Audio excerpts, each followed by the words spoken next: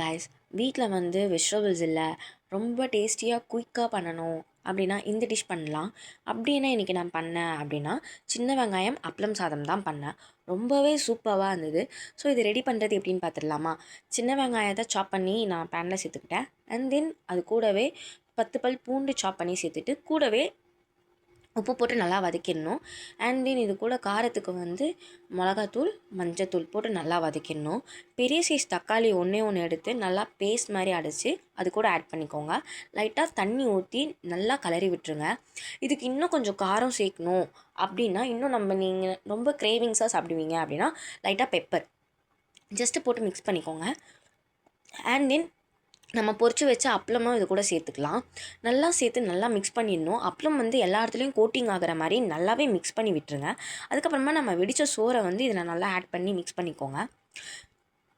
ரொம்பவே சூப்பராக இருந்தது கைஸ். ரொம்ப குயிக் அண்ட் டேஸ்டியாக பண்ணிடலாம்.